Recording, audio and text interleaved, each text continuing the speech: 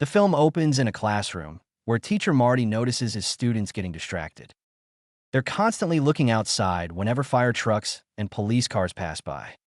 The children report that California has been hit by another earthquake, submerging a large part of the city. Marty tries to check the news, but the internet isn't working. Shortly after, Marty needs to contact all his students' parents. However, the lack of internet access prevents this from happening, and chaos reigns. Marty has his students' files, but that's not enough, and now, without internet, everyone feels as if the world is coming to an end. While leaving school, Marty gets stuck in traffic because the lights are out. On the way, he sees a sign above a bank with a picture of an accountant, Chuck, and the words, "Thank you, Chuck, for 39 wonderful years." Soon, news begins coming in from around the world that the ocean is slowly swallowing up many areas. Additionally, several volcanoes are erupting. Forest fires are spreading. A tsunami is also approaching.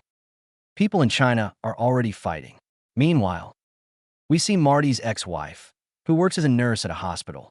In the past few weeks, several staff members have taken their own lives. Watching her colleagues die daily has been taking a toll on her mental state. She takes a break in the restroom, and the same news comes on the radio, with Chuck now saying, "Thank you, everyone, for 39 wonderful years." Then, a colleague asks Marty's wife, "Is marriage easier or divorce easier?" She replies, "Marriage happens in an hour, but divorce takes months." Later that night, she calls Marty and says, "I've been thinking about you all day." She asks if couples are getting married again after separation, because in difficult times, people want to stay together. Then she tells him about some of her co-workers who quit their jobs so they could be with their families. Marty explains, "I too have very few students left," and then he starts talking about the cosmic calendar and humanity. Then his wife mentions the Chuck ad she saw, and Marty admits he saw it too. Both wonder, who is putting up this ad about the end of the world? Neither of them knows who Chuck is. After the call ends, Marty tries to watch TV, but the signal soon goes out. Just like the internet. After a few seconds of a black screen, Chuck's face appears, and a man behind him announces, "Thank you for 39 wonderful years, Chuck." Then, the signal goes out again. The next morning, Marty notices that his neighbor isn't using her car. The neighbor explains that she has to walk 3 miles to and from work because a sinkhole has formed on the road, a massive hole that has cut the city in half and swallowed many vehicles, even buildings. There's heavy traffic on the remaining roads, so it might be noon before Marty gets to school. Then they discuss the current situation. Only 10% of California remains. One part is burning, another is flooded. In short, many cities have been destroyed. Diseases are spreading, killing people. Animals and birds are dying, and their numbers have dwindled. Meanwhile, Marty sees his neighbor returning home because she couldn't go to work. The sinkhole has swallowed her vehicle and even the entire building where she used to work. Marty talks to a friend of his wife's who used to work at a bank and asks her about the Chuck sign, but she doesn't know what it means. People everywhere look sad, and Marty's neighbor says everyone is going through shock. Initially, there were protests, demonstrations, and fights, but when they didn't stop, people accepted it. They've become accustomed to these things and are just waiting for the world to end. During the conversation, an airplane writes "Thanks, Chuck" in the sky. While on her way to work, Marty's wife notices dozens of graffiti with Chuck's name painted on every wall. She walks to the hospital and finds no staff or patients there, but all the monitors are still on and showing the exact same heart rate as if they were all connected to one person. The beds are empty, but the monitors seem to be tracking just one person's heartbeat. After a while, Marty is worried because the TV still doesn't have a signal. When he tries to call his wife, he finds that the phone lines are also down. He sets out to find her.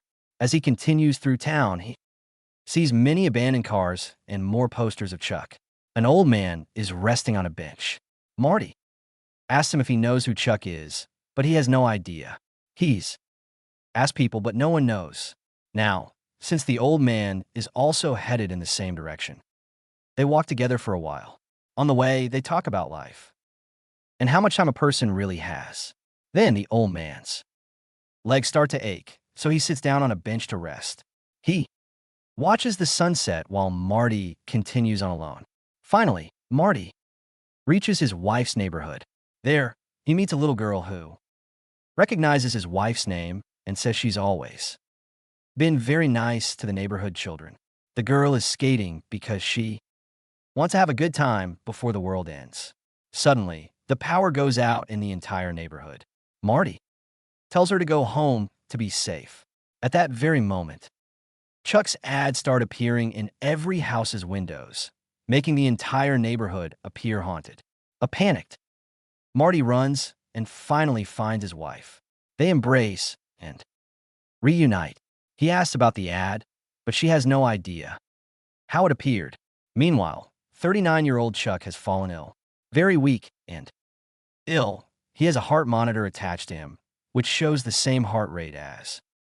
At the hospital, his wife and son sit beside him, crying, because they know he doesn't have much time left. Meanwhile, Marty and his wife go to the back of the house and look at the sky. Now that the power has gone out, the stars appear brighter and clearer than before. They hold hands and look at different stars. Then suddenly, a star vanishes. And then, one by one, all the stars begin to disappear from the sky. At this moment, Chuck's wife and son say goodbye to him and thank him for his 39 wonderful years. Marty tries to tell his wife that he loves her. But that very moment, everything goes black. The world is plunged into darkness, as if everything has ended. The end of the world. Now the timeline jumps back a few years. Before the end of the world, a young musician works in a record store, but she loves music so much that she often sets up her drum set on a crowded street corner and plays for people. Sometimes people even give her tips. But this happens very rarely. Meanwhile, a young writer is going home, angry because her friend has just broken up with her with just one message. But then she gathers herself and thinks, my life isn't over yet. There's so much more to do. Just as I was a dancer before, now that I'm a writer, I'll have better plans in the future. Chuck happens to be in the same city, heading to a banking conference. He's a successful accountant at a major bank. He's loyal to his wife, loves her, and is proud of his son, who's a good student. But the truth is Chuck isn't happy with his life because his work is boring and he hates other accountants.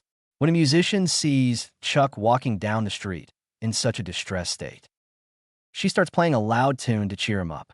Surprisingly, Chuck stops in front of her and, after a little hesitation, starts dancing. Soon, a crowd gathers, including the writer. She needed something positive in her life. She also starts dancing. Chuck grabs her and brings her forward, and together they dance happily to the musician's tune. After a while, Chuck feels a headache, but he thinks it's because of his glasses, takes them off, and starts dancing again. The crowd enjoys it so much that they put a lot of notes in the musician's hat. After this, the three of them sit in a cafe, and the musician shares the money between them. Chuck looks a little sick, but he assures her that he's absolutely fine. The musician asks him what compelled him to dance. Chuck says he doesn't know, but memories of his old band keep coming to his mind. He used to be a dancer. The musician bids them goodbye as she leaves and hugs them both. Afterward, Chuck and the writer go for a walk together. The writer reveals her broken relationship. Chuck assures her that she'll be fine. After they part ways, Chuck looks around and notices a child skating. Even that empty corner makes him wonder why he stopped to dance. Later, his illness will worsen to the point where he can't sit or walk. Then he remembers that dance and thinks that perhaps this was the reason God created the world. Humans have a good time in the beginning, where they live life to the fullest. But one day, that life comes to an end where a person is helpless and unable to do anything. When Chuck was 7 years old, he lived with his grandparents because his parents were killed in a car accident. The saddest part was that his mother was also pregnant at the time. For a long time, the atmosphere in the house remains filled with sadness.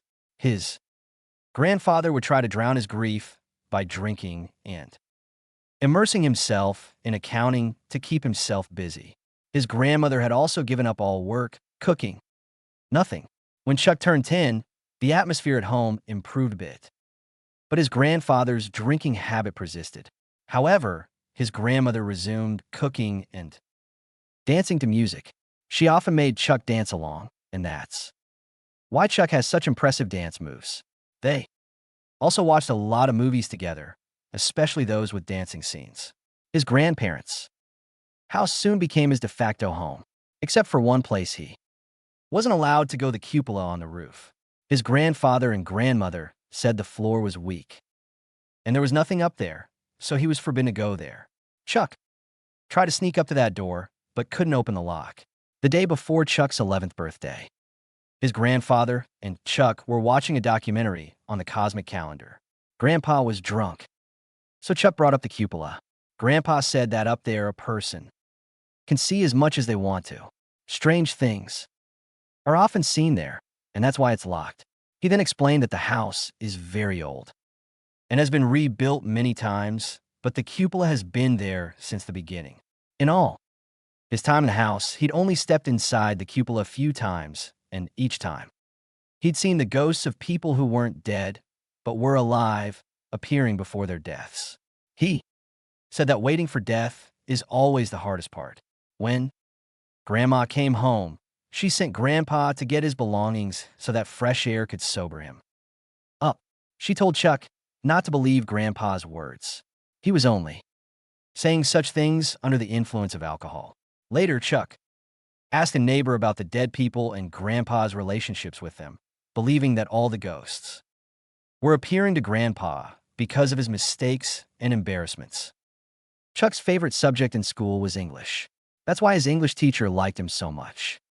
One day, after class, Chuck asked her about a poem that included the line, "I am large. I contain multitudes," meaning I am very large inside and I contain many things inside.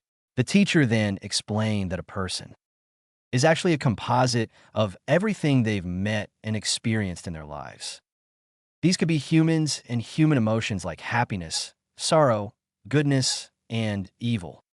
Every person has a whole world in their mind, and they decide what to fill it with: love, hate, good thoughts, or bad thoughts, the end of something, or never thinking about its end, tension, or always being in a good mood. All depend on their thinking. But yes, all these things are connected to a person's life. They also end with death. In other words, what a person thinks is their world, and this mental world ends with death. Then we learn that the world that was initially described as ending was actually the world in Chuck's mind, which ended with his death. A few months later, Grandma dies. She was shopping and suddenly collapsed. After the funeral, the house becomes gloomy again, and Grandpa's alcoholism worsens. Chuck goes to the store and asks the cashier what happened. The girl explains that everything happened very quickly. Grandma simply collapsed and died before anyone knew it. One night, Grandpa fell asleep at his desk, and Chuck found his set of keys. He stealthily manages to open the cupola, but just as he's about to step inside, his grandfather yells and pulls him away. He then goes to the door himself to close it. But suddenly something inside frightens him. After closing the door, he sees Chuck crying. His grandfather embraces him and apologizes, but doesn't explain what he saw, but the distress is clearly visible on his face. Later, Chuck learns that the school has a dance club. He joins in memory of his grandmother. The teacher is pleased that another boy has joined, as there were more girls. Each day, training takes place with different music.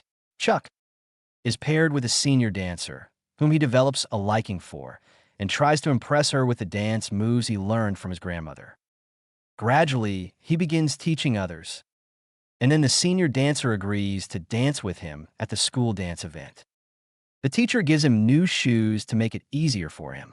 He then puts on the shoes and enjoys dancing. Chuck thinks this could be his career, but his grandfather constantly teaches him math to ensure a brighter future. As art doesn't pay, he then explains that math is present everywhere in the world. We can't turn away from it. Even in music, here, notes and tempos are counted, indicating the notes, melodies, and songs we've sung. In my accounting files, even people are numbered, indicating how many people there are. Math is an art that doesn't lie. On the night of the event, Chuck tells the dancer that he can't dance. He has a leg pain. He'd actually made up this excuse after hearing what his grandfather told him. But the teacher, who overhears this, says if you don't want to dance, don't dance. At least don't lie to your friend, even though you like her.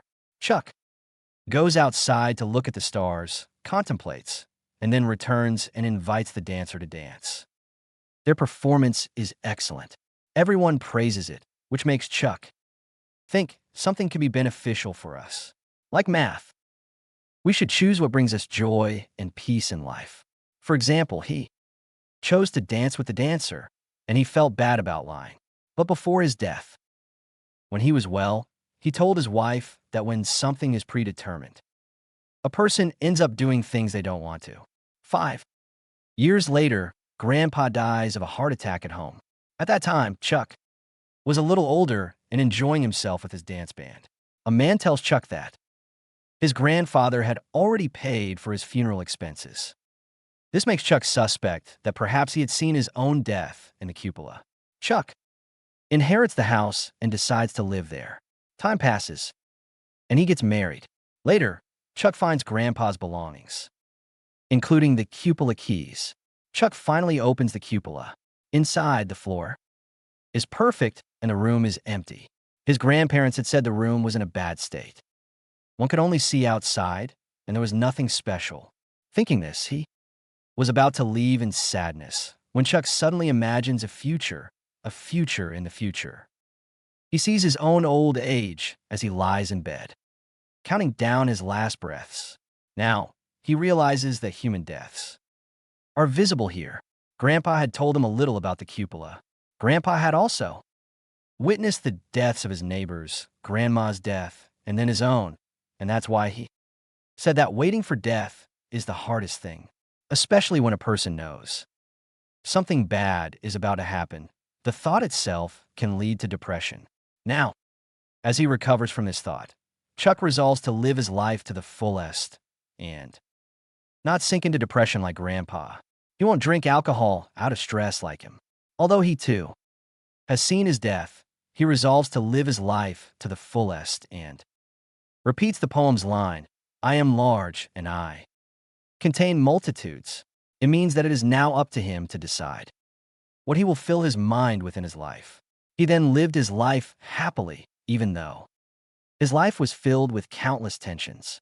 He was confident that he had lived such a good life, that people would be impressed by him and thank him for his wonderful 39 years. This is what went through his mind as we saw in the beginning, because he believed that he had become a perfect example for everyone to live. No matter how troubled we are, we should always think positive and live life happily. And with this, the story of this movie ends here.